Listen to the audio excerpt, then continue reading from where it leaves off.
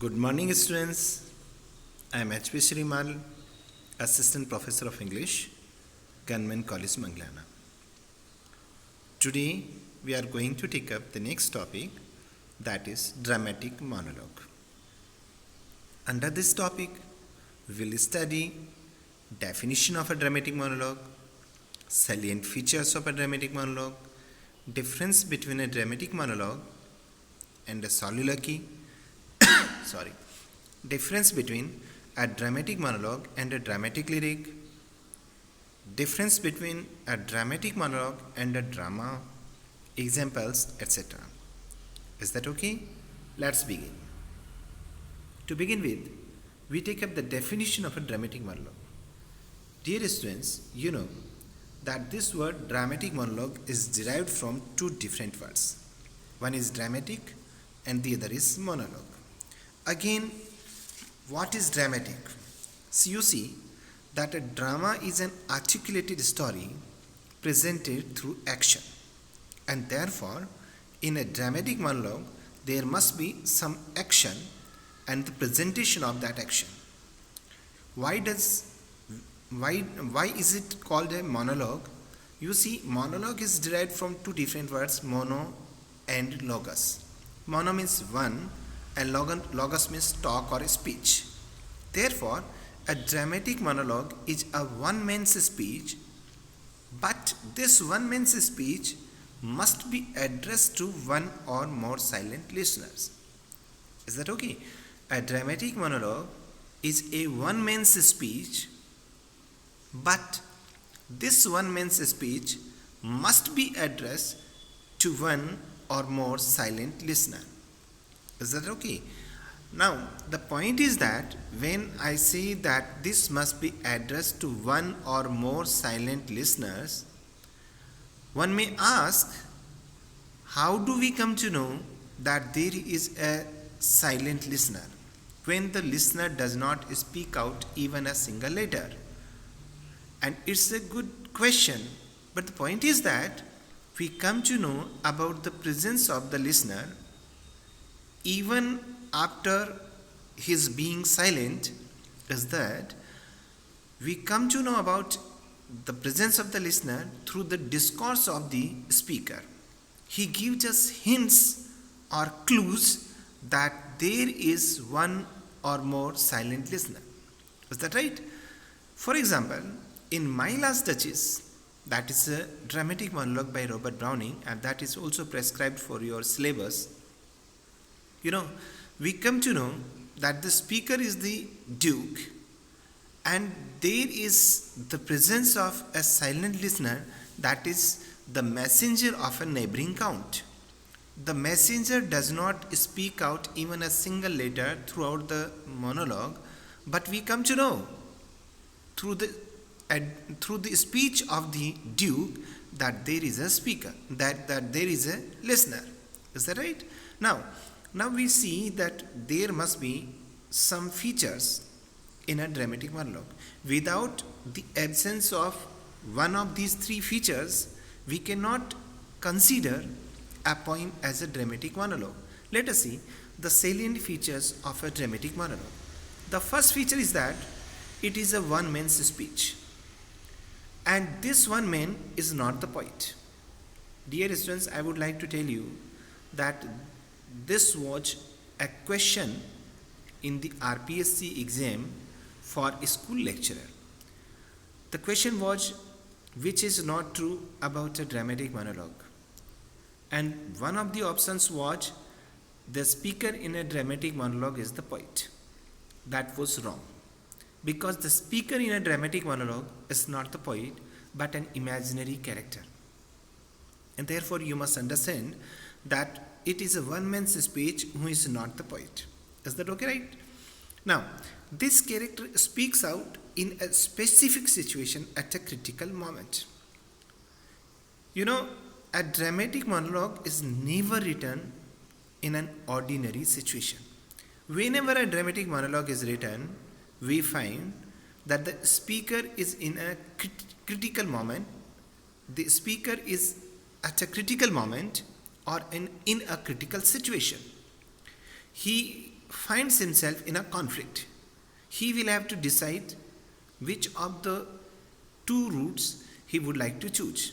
For example, in My Last Duchess, we find that the speaker, that is the Duke, finds himself at a critical moment, and he has to decide whether he would marry again the daughter of the neighboring count, or he would remain a bachelor. That is or he would remain a widower. That is the moot point. Now see, there must be one or more silent listeners. As I have told you earlier, that in a dramatic monologue, the presence of one or more silent listeners is obligatory. For instance, in My Last Duchess, there is one silent listener, that is the messenger of the neighboring count.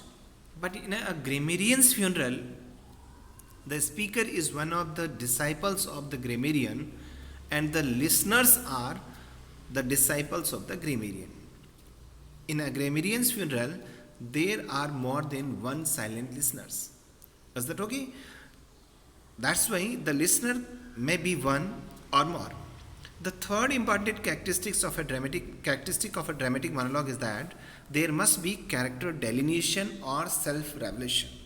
In the process of his speech, the speaker reveals his character or the character of the person he is talking about. Both situations might be there.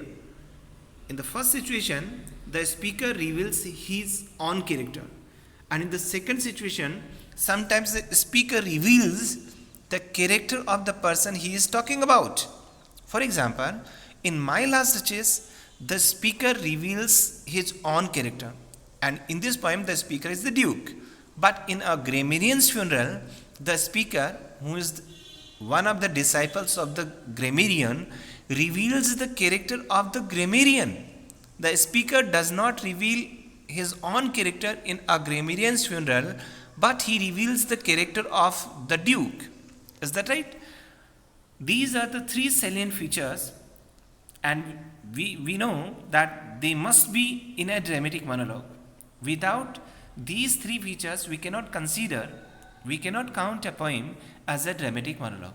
Now let us see the difference between a soliloquy and a dramatic monologue.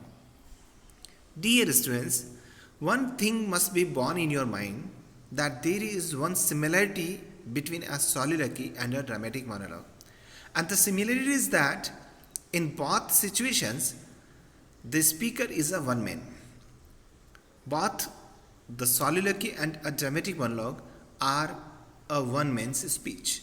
But the difference is that when a soliloquy is uttered, there is no other character present on the stage except the speaker. But in a dramatic monologue, when the speaker speaks out his thoughts, other characters are also present on the stage, but they remain silent. This is the basic difference between a dramatic monologue and a soliloquy. Let us see. A soliloquy is a one man's speech addressed to himself, or to God, or to the sky. The speaker is alone on the stage. No one else is present on the stage. But in a dramatic monologue, we find it is also a one man's speech, but the speaker addresses to one or more silent listeners. Have you got the difference? When a soliloquy is uttered, there is no other character present on the stage. When a dramatic monologue is uttered, one or more silent listeners are present on the stage. It means the speaker is not alone on the stage in a dramatic monologue, but one or more silent listeners are present on the stage. Is that right? Now see the difference between a dramatic monologue and a dramatic lyric. A dramatic lyric also differs from a dramatic monologue in that there is no self-revelation in a dramatic lyric. In a dramatic lyric, there is no character delineation, there is no self-revelation. For example, John Donne's canonization or The Flea. This self-revelation is an important feature of a dramatic monologue. If the self-revelation is not there, if the character delineation is not there, if the character portrayal is not there, we cannot say that it is a dramatic monologue. Is that right? Have you got the difference between a dramatic monologue and a dramatic lyric? Now we see the difference between a drama and a dramatic monologue. There is also some differences between a drama and a dramatic monologue. The first major difference is that in a drama, the action is external. We see the action going on the stage. Therefore, the action is external. But in a dramatic monologue, the action is entirely internal. Is that right? The action is sorry.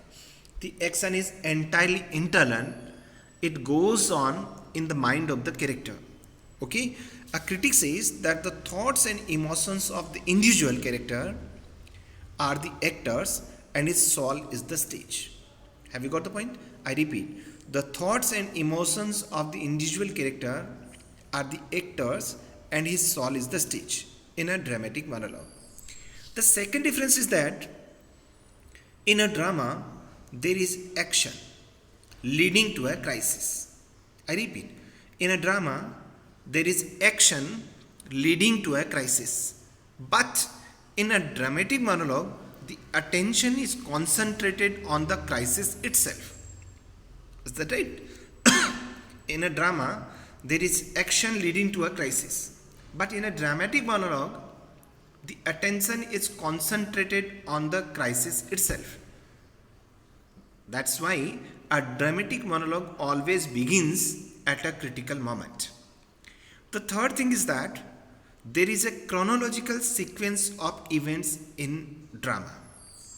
In a drama, there is a chronological sequence of events. First this happens, then that happens, then this happens, then this happens. There is a chronological sequence. You proceed further in a drama. But in a dramatic monologue, the speaker's mind moves back and forth in the process of self-revelation at will. Have you got the point? I repeat. In a dramatic monologue, the speaker's mind moves back and forth because he begins at a critical moment and then sometimes he moves back, that is in the past, sometimes he moves forth, that is in the future. Both past and future are telescoped in the present. Have you got the point? I repeat this difference once again. In a drama, there is a chronological sequence of events. But in a dramatic monologue, the speaker's mind moves back and forth in a process of self-revelation at will. Sometimes he is talking about the past, at other times he is talking about the future. In other words, you can say that both past and present are telescoped in the present. That happens in a dramatic monologue. Is that right? One interesting comment of a critic is that the view of life's reality in the drama is panoramic. When you go to an art gallery and you see the pictures of a particular person, for example, if you visit an art gallery displaying the pictures of Mahatma Gandhi's life, you find that the first picture that is displayed in the art gallery is that of the birth of Gandhi.